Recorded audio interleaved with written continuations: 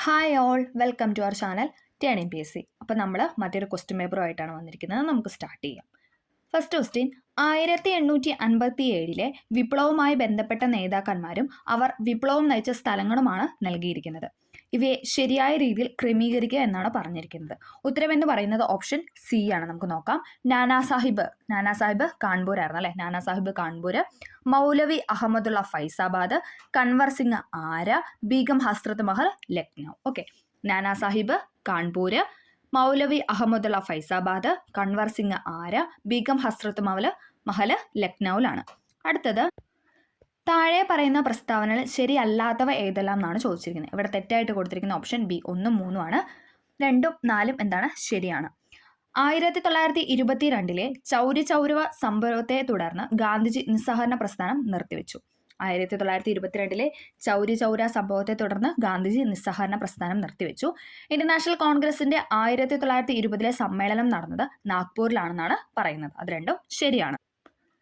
പിന്നെ ഇവിടെ പറയുന്ന രണ്ട് സ്റ്റേറ്റ്മെന്റ് എന്താണ്? ഗാന്ധിജി ഇന്ത്യയിൽ ആരംഭിച്ച ആദ്യത്തെ സത്യാഗ്രഹം ഖേദ എന്നായിരുന്നു. അത് തെറ്റാണ് അല്ലെ. ചമ്പാരൻ സത്യാഗ്രഹം 1917 ചമ്പാരൻ സത്യാഗ്രഹമാണ് ഗാന്ധിജി ഇന്ത്യയിൽ ആരംഭിച്ച ആദ്യത്തെ സത്യാഗ്രഹം എന്ന് പറയുന്നത്.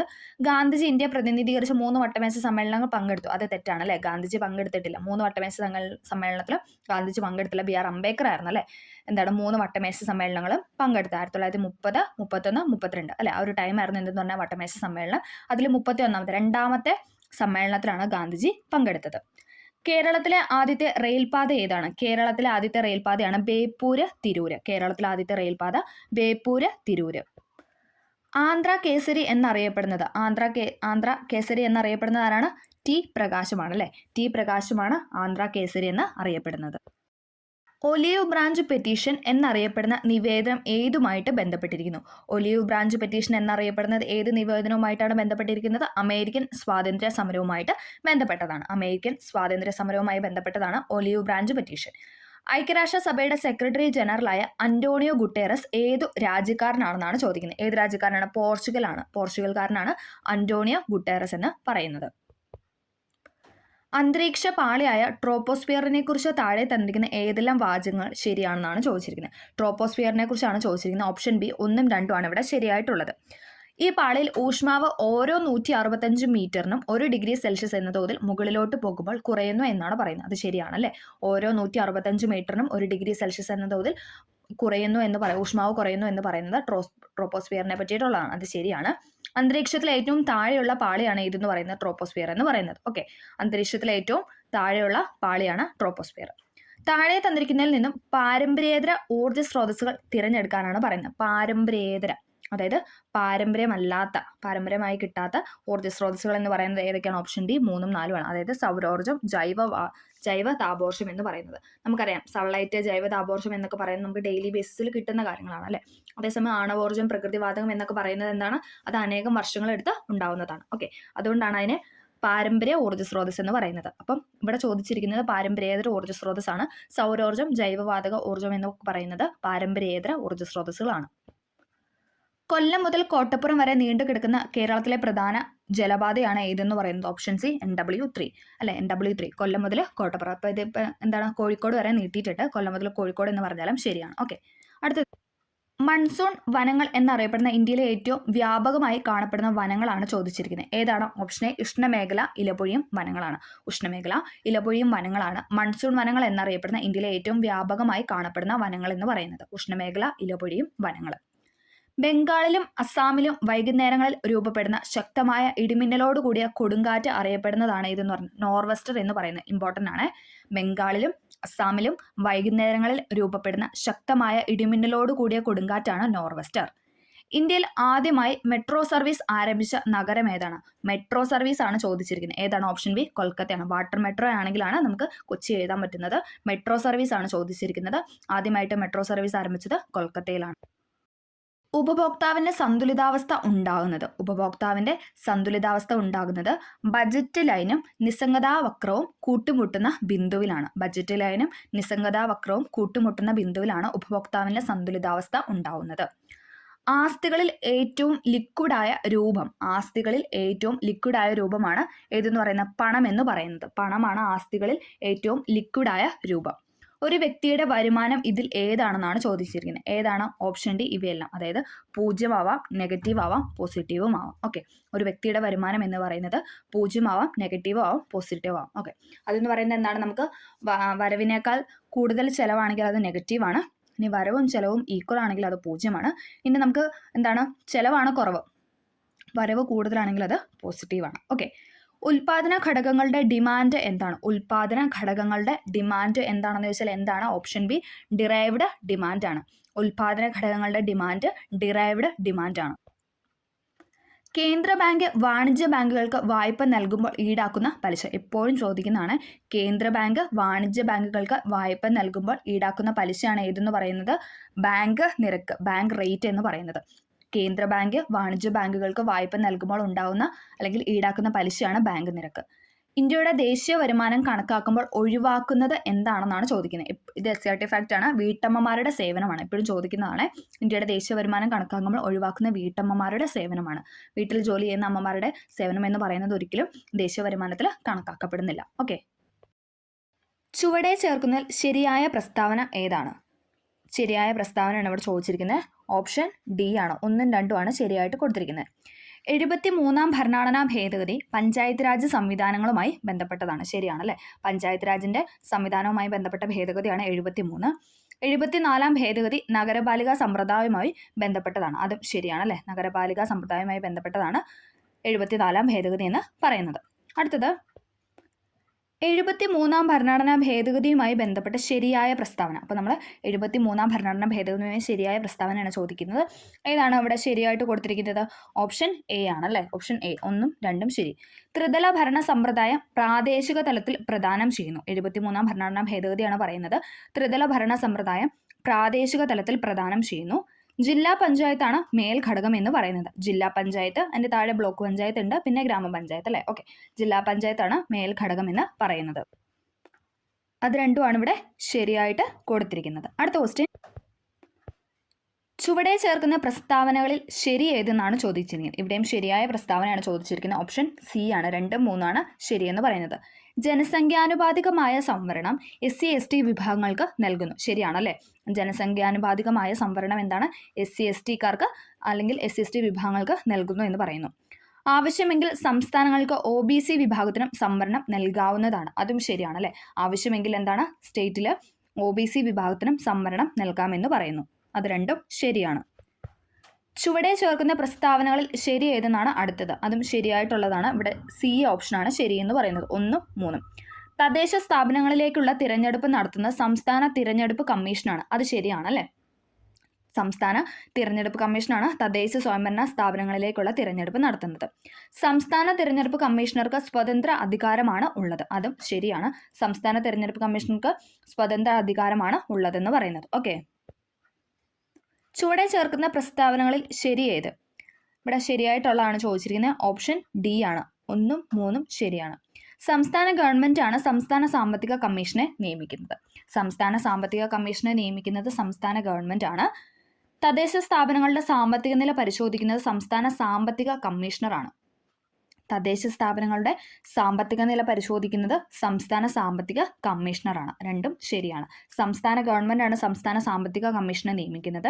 തദ്ദേശ സ്ഥാപനങ്ങളുടെ സാമ്പത്തിക നില പരിശോധിക്കുന്നത് സംസ്ഥാന സാമ്പത്തിക കമ്മീഷനാണ്. ചുവടെ ചേർക്കുന്നതിൽ ശരിയായ പ്രസ്താവന ഏതാണ്? ഓപ്ഷൻ ബി ആണ് ഇവിടെ ശരിയായിട്ട് കൊടുത്തിരിക്കുന്നത്. 1ഉം 2ഉം. സുപ്രീം കോടതി ചീഫ് ജസ്റ്റിസിനെ നിയമിക്കുന്നത് ഇന്ത്യൻ പ്രസിഡന്റ് ആണ്. ശരിയാണല്ലേ? ഇന്ത്യൻ രാഷ്ട്രപതിയാണ് സുപ്രീം കോടതിയിലെ ചീഫ് ജസ്റ്റിസിനെ നിയമിക്കുന്നത്. സുപ്രീം കോടതി ചീഫ് ജസ്റ്റിസുമായി ആലോചിച്ചാണ് പ്രസിഡന്റ് മറ്റു ജഡ്ജിമാരെ നിയമിക്കുന്നത്. അതും ശരിയാണല്ലേ? സുപ്രീം കോടതി ചീഫ് ജസ്റ്റിസുമായി കൂടിയാലോചിച്ചിട്ടാണ് എന്തെന്ന് പറയുന്ന പ്രസിഡന്റ് മറ്റ് ബാക്കിയുള്ള ജഡ്ജിമാരെ നിയമിക്കുന്നത്. അത് രണ്ടും ശരിയാണ്. അടുത്ത ക്വസ്റ്റ്യൻ, ജഡ്ജിമാരെ പുറത്താക്കുന്നതുമായി ബന്ധപ്പെട്ട ശരിയായ പ്രസ്താവന ഏതാണെന്നാണ് ചോദിച്ചിരിക്കുന്നത്. ഇവിടെ ശരിയായിട്ട് കൊടുത്തിരിക്കുന്ന ഏതാണ്? ഓപ്ഷൻ ഡി ആണല്ലേ? ഓപ്ഷൻ ഡി ആണ് ഇവിടെ ശരിയെന്ന് പറയുന്നത്. Option D. ഓക്കെ, സുപ്രീം കോടതിയിലെയും ഹൈക്കോടതിയിലെയും ജഡ്ജിമാരെ പുറത്താക്കുന്നത് തെളിയിക്കപ്പെട്ട സ്വഭാവ ദൂഷ്യത്തിന്റെ അടിസ്ഥാനത്തിലാണ്. അത് ശരിയാണല്ലേ? സുപ്രീം കോടതിയിലെയും പിന്നെന്താണ് ഹൈക്കോടതിയിലെയും ജഡ്ജിമാരെ പുറത്താക്കുന്ന എന്താണ്? തെളിയിക്കപ്പെട്ട സ്വഭാവ ദൂഷ്യത്തിന്റെ അടിസ്ഥാനത്തിലാണ്.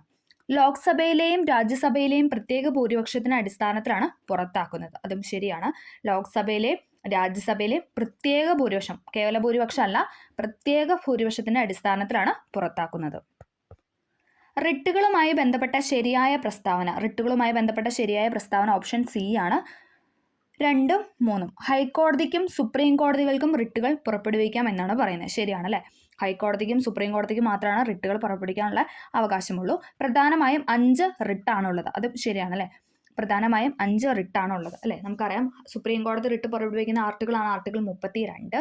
ഹൈക്കോടതി ആണെങ്കിൽ ഏതാണ്? ആർട്ടിക്കിൾ 226 അല്ലേ? ഓക്കെ, അത് രണ്ടും കൂടെ ഒന്ന് പഠിച്ചിരിക്കുക. സുപ്രീം കോടതി റിട്ട് പുറപ്പെടുവിക്കുന്ന ആർട്ടിക്കിൾ 32 പ്രകാരവും ഹൈക്കോടതി ആണെങ്കിൽ 226 പ്രകാരം. ഹൈക്കോടതിക്കും സുപ്രീം കോടതികൾക്കും മാത്രമാണ് റിട്ട് പുറപ്പെടുവിക്കാനുള്ള അവകാശമുള്ളൂ.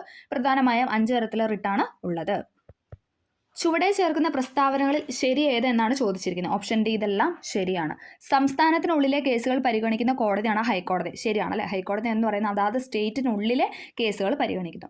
സുപ്രീം കോടതിയുടെ തീരുമാനം എല്ലാ കോടതികളും അംഗീകരിക്കുന്നു അല്ലേ? ഏറ്റവും ഉയർന്ന കോടതിയാണ് സുപ്രീം കോടതി എന്ന് പറയുന്നത്. അപ്പോൾ സുപ്രീം കോടതിയുടെ തീരുമാനം എല്ലാ കോടതികളും അല്ലെ, താഴെ കീഴിലുള്ള എല്ലാ കോടതികളും അത് അംഗീകരിക്കാൻ ബാധ്യസ്ഥരാണ്. സുപ്രീം കോടതിക്ക് ഹൈക്കോടതി ജഡ്ജിമാരെ സ്ഥലം മാറ്റാനായിട്ട് സാധിക്കുമെന്നാണ് പറയുന്നത്. അതും ശരിയാണ്. സംസ്ഥാനത്തിനുള്ളിലെ കേസുകൾ പരിഗണിക്കുന്ന കോടതിയാണ് ഹൈക്കോടതി. സുപ്രീം കോടതിയുടെ തീരുമാനങ്ങൾ എല്ലാ കോടതികളും അംഗീകരിക്കുന്നു. സുപ്രീം കോടതിക്ക് ഹൈക്കോടതി ജഡ്ജിമാരെ സ്ഥലം മാറ്റാൻ സാധിക്കുമെന്നാണ് പറയുന്നത്.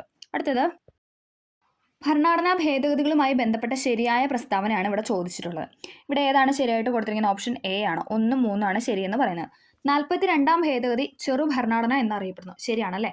42ാം ഭേദഗതിയാണ് മിനി കോൺസ്റ്റിറ്റ്യൂഷൻ അഥവാ ചെറു ഭരണഘടന എന്ന് അറിയപ്പെടുന്നത് അല്ലേ? നമ്മുടെ പ്രിയാമ്പിളൊക്കെ പ്രിയാമ്പിൾ ഭേദഗതി ചെയ്ത ഒരേ ഒരു ഭേദഗതിയാണ് 42ാം ഭേദഗതി. ഏതാ വർഷം? 1976 അല്ലേ? 1976 ഭേദഗതി. ഓക്കെ, 76 വർഷം. ഓക്കെ. 45ാം ഭേദഗതി സംവരണം 10 വർഷത്തേക്ക് കൂട്ടുകയുണ്ടായി എന്ന് പറയുന്നു. അതും ശരിയാണ്. 45ാം ഭേദഗതി സംവരണം 10 വർഷത്തേക്ക് കൂട്ടുകയുണ്ടായി. 44ാം ഭേദഗതി പ്രകാരം വിദ്യാഭ്യാസം ഒരു മൗലിക അവകാശമാക്കി. അത് തെറ്റാണല്ലേ? 2002 86ാം ഭേദഗതി പ്രകാരമാണ് വിദ്യാഭ്യാസം ഒരു മൗലിക അവകാശമാക്കി മാറ്റിയത് അല്ലേ? എത്ര വയസ്സ് തൊട്ട് എത്ര വയസ്സ് വരെയാണ്? 6 മുതൽ 14 വയസ്സ് വരെയുള്ള കുട്ടികളുടെ വിദ്യാഭ്യാസം എന്ന് പറയുന്നത് മൗലിക അവകാശമാക്കി മാറ്റിയ ഭേദഗതിയാണ് ഏതെന്ന് പറഞ്ഞാൽ 86ാം ഭേദഗതി 2002. കൂട്ടിച്ചേർത്ത ആർട്ടിക്കിളാണ് ഇതെന്ന് പറയുന്നത് 21A എന്ന് പറയുന്നത്. എപ്പോഴും ചോദിക്കുന്നതാണ്. 21A എന്ന ആർട്ടിക്കിളാണ് കൂട്ടിച്ചേർത്തത്. കേരളത്തിലെ മന്ത്രിമാരും അവരുടെ വകുപ്പുമായി ബന്ധപ്പെട്ട ശരിയായ പ്രസ്താവനയാണ് ഇവിടെ ചോദിച്ചിരിക്കുന്നത്. ഏതാണ്? ഓപ്ഷൻ ബി ആണല്ലേ? Option B. ആ സമയത്തെ എന്താണ് ഗതാഗത വകുപ്പ് മന്ത്രി എന്ന് പറയുന്ന ആന്റണി രാജുവാണ്. നിലവിലെ ഗതാഗത വകുപ്പ് മന്ത്രി ആരാണ്? KB ഗണേഷ് കുമാർ ആണല്ലേ? ആന്റണി രാജു മാറി. ഇപ്പം നിലവിൽ KB ഗണേഷ് കുമാർ ആയിരുന്നു പറയുന്നത് ഗതാഗത വകുപ്പ് മന്ത്രി എന്ന് പറയുന്നത്. വനം വകുപ്പ് മന്ത്രി AK ശശീന്ദ്രൻ. അത് ശരിയാണ്. വനം വകുപ്പ് മന്ത്രി AK ശശീന്ദ്രൻ. ഇനി ഗതാഗത വകുപ്പ് മന്ത്രി ആന്റണി രാജു മാറി. ഇപ്പോൾ KB ഗണേഷ് കുമാറാണ്. ഓക്കെ, അതൊന്ന് കറക്റ്റ് ചെയ്യുക. ഓക്കെ, അടുത്തത് മനുഷ്യ ഹൃദയത്തെക്കുറിച്ചുള്ള ശരിയായ പ്രസ്താവന ഏതാണെന്നാണ് ചോദിച്ചിരിക്കുന്നത്. മനുഷ്യ ഹൃദയത്തെക്കുറിച്ചുള്ള ശരിയായ പ്രസ്താവന ഏതാണ്? ഓപ്ഷൻ എ ആണ് ഇവിടെ ശരിയായിട്ട് കൊടുത്തിട്ടുള്ളത്. മുകളിലത്തെ 2 അറകളിൽ ഒന്ന് ഇടത് ഏട്രിയം മറ്റേത് വലത് ഏട്രിയം എന്നും താഴത്തെ 2 അറകളിൽ ഒന്ന് ഇടത് വെൻട്രിക്കിൾ എന്നും മറ്റേത് വലത് വെൻട്രിക്കിൾ എന്നും അറിയപ്പെടുന്നു. അത് നമ്മുടെ SCERT ഫാക്റ്റ് ആണ്, എല്ലാവർക്കും അറിയാവുന്ന ഒരു പോയിന്റുമാണ്.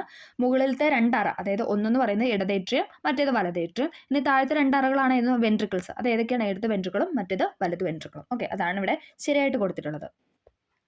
വിലയേറിയ സമയം പാഴാക്കരുത് എന്ന സന്ദേശം ബന്ധപ്പെട്ടിരിക്കുന്നത് എന്തായിട്ടാണെന്നാണ് ചോദിച്ചിരിക്കുന്നത്. ഏതാണ്? ഓപ്ഷൻ ബി ലോക പക്ഷാഘാത ദിന സന്ദേശം. 2021 ലോക പക്ഷാഘാത ദിന സന്ദേശമായിരുന്നു വിലയേറിയ സമയം പാഴാക്കരുത് എന്ന് പറയുന്നത്. താഴെ പറയുന്നതിൽ ഏതാണ് ഒരു വൈറസ് രോഗം എന്നാണ് ചോദിച്ചിരിക്കുന്നത്. ഏതാണ്? ഓപ്ഷൻ ഡി ജലദോഷമാണ് വൈറസ് രോഗം എന്ന് പറയുന്നത്. ജലദോഷം എന്നത് വൈറസ് രോഗമാണ്. 2021 വൈദ്യശാസ്ത്രത്തിനുള്ള നൊബേൽ പുരസ്കാരം എന്തിനാണ് ലഭിച്ചതെന്നാണ് ചോദിക്കുന്നത്. ആ സമയത്തെ കറണ്ട് അഫയർ ആണ്. ഓപ്ഷൻ ബി ആണ് ഉത്തരം എന്ന് പറയുന്ന ഓപ്ഷൻ ബി.